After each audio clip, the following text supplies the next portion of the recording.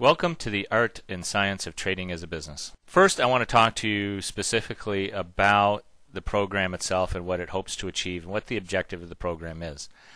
The objective of the program for the first part is the Money Every Month program is to generate just what it says, money every month. We want to generate a consistent income on a monthly basis in our trades so that just like any other business, we want to generate recurring, consistent monthly income. Does that mean we're going to be profitable every month? Maybe not. Maybe we will. The important point to think about is that we really want to have a monthly income stream. In order to generate a monthly income stream, we're going to be using options as our primary trading vehicle. Now, every business manages their business based on numbers, and that's exactly what we're going to do in ours. This is a real business. It's a business in which you are buying and selling.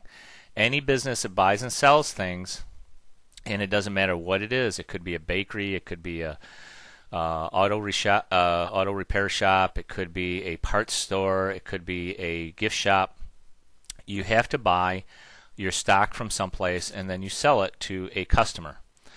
Well, the very same thing happens in the market. You're buying and you're selling.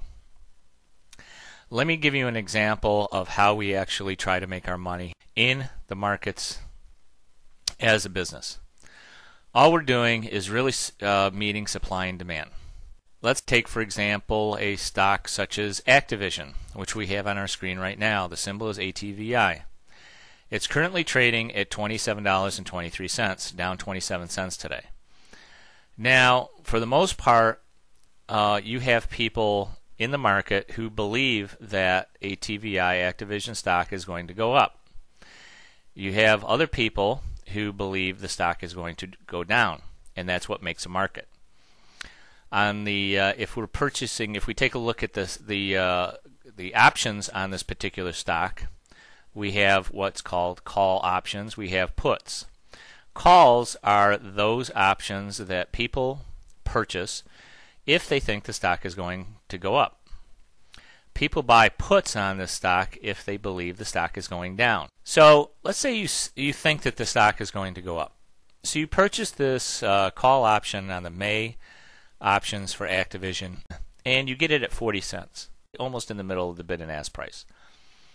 Well, at 40 cents, this option actually has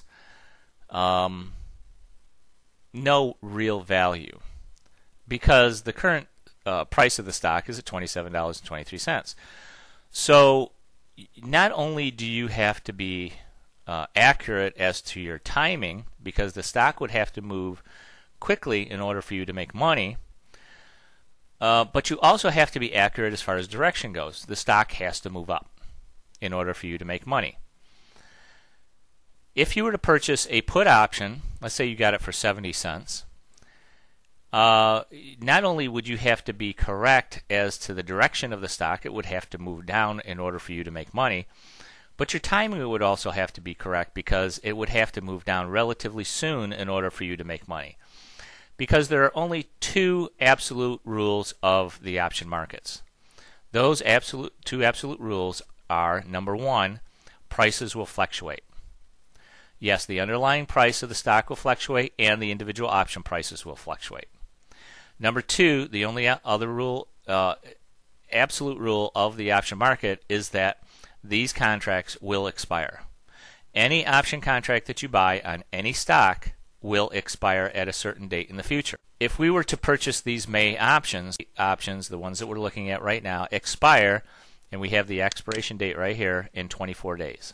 Normally, the options expire on equity and index options the third Friday of each month. That is the last trading day for those options.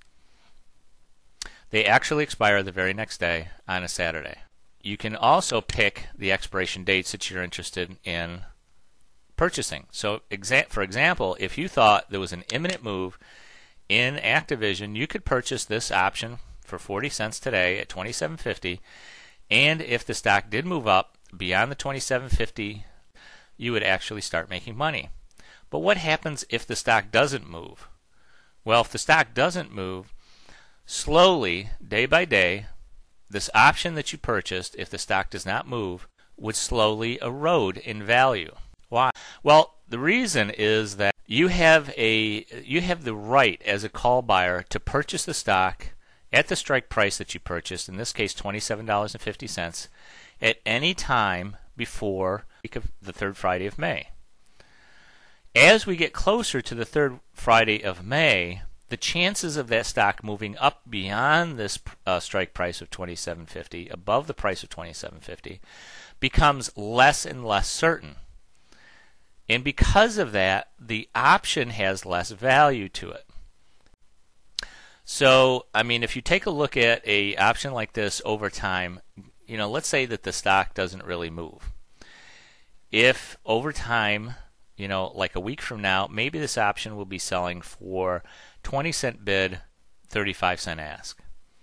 A week after that, it's 15 cents and 20 cents, or 25 cents. The week after that, maybe it's 5 cents and 10 cents. So eventually, the option that you purchased at 40 cents with great hope that the stock was going to move up is now only worth about 10 cents. You've lost 30 cents on the trade.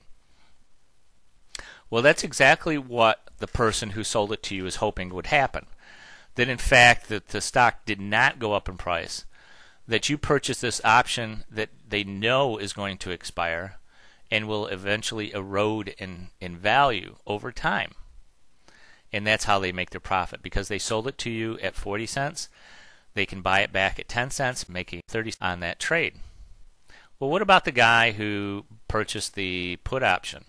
The option that gives him the right to sell the stock at $27.50, hoping that it would go down so that he could buy it back at $22.50. If he could buy it at $22.50 and sell it at $27.50, he's made a $5 profit. And that's what his hope is. Now, if the stock doesn't do anything at all, the same exact thing is going to happen to his put option. Eventually, over time, because the actual probability that the stock is going to decline in price decreases as these options get closer to expiration, then eventually this option will be worth less and less each week. Let's say next week at this time, if the stock does not move, then this option will only be worth maybe 45 cents to 65 cents. Another week passes by, and now it's only worth 35 cents to 45 cents. Now another week passes by, and it's only 25 cents.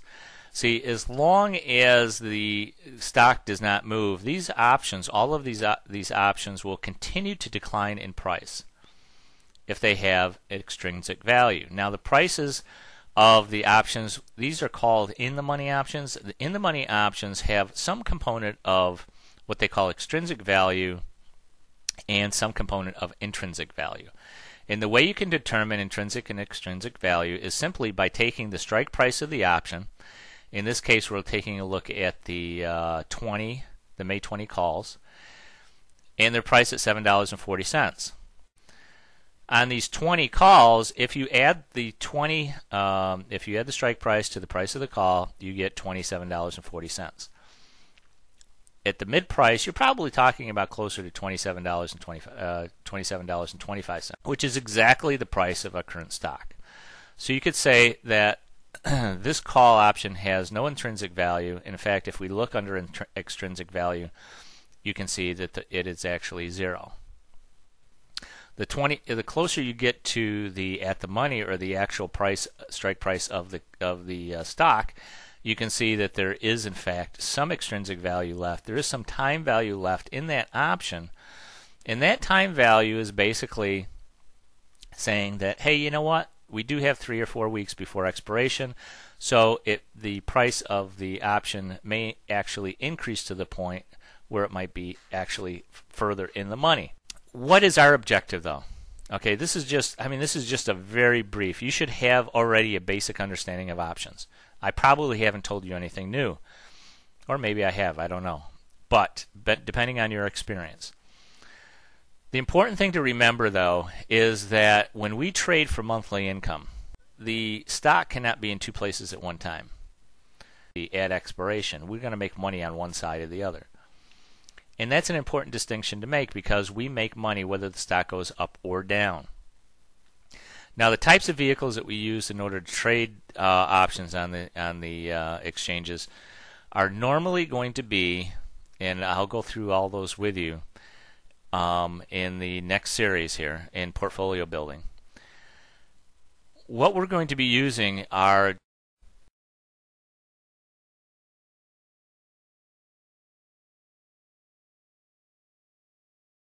adjustments. Adjustments are everything because, as I said, prices fluctuate, and that's one inviolate rule of the market. Prices will fluctuate. We don't care if they go up or down, but they do fluctuate. There's a couple rules of the option markets, and that is that the two I've already told you. The third one is don't lose money. Okay, so yes, the rules are prices fluctuate, options expire at a date in the future, and the third rule is don't lose money. So in order not to lose money, many times we have to do adjustments to our original positions. And this is where a lot of option players make a mistake. They do not adjust their positions. They put a position on, they believe that they can just keep it on there until expiration. Well, they forgot about the other rule of the market, and that is prices will fluctuate. Options expire, but they also fluctuate. So if you get into a position, and a lot of option players do this, they just put positions on and they forget about them, and they don't even look at them until they have a loss. And then it's too late to do any type of adjustment to that position because they're already too far gone. Our goal is to monitor your positions, put these positions on, and then we will show you exactly what you need to do in order to adjust the positions, and that's where the majority of the real profits come in this business. Because, what happens to a business when it's not making money all of a sudden? Well, just like this, if we're not making money, then we have to take a look at the source of the problem and adjust our strategy in order to take advantage of new market conditions. And that's exactly what any business has to do. Any business who is not in a profitable position has to take a look at their business model, and exactly what we do in our business of trading. And that's why it really is a business, because we manage by numbers, and that's what all good big businesses do. They manage by numbers. So now this is an aggregate position of our demonstration account for the purpose of these videos.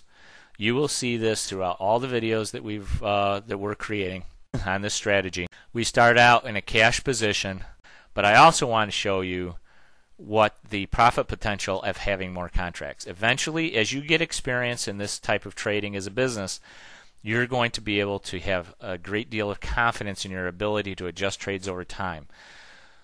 I suggest that you begin with paper trading. Now, the Thinkorswim platform has a paper trading account that you can set up for free. It looks identical to this. The only thing that is different is if you look up in this top left-hand corner, this is a live trading account. It has a red symbol here with the Thinkorswim symbol and logo. If you have a paper trading account open, this is a green symbol. But the platform is absolutely identical. Everything is exactly the same. You can enter trades, you can adjust trades, you can look at charts, you can monitor your account. You can do everything that you can in a paper trading account with Thinkorswim as you can in this account.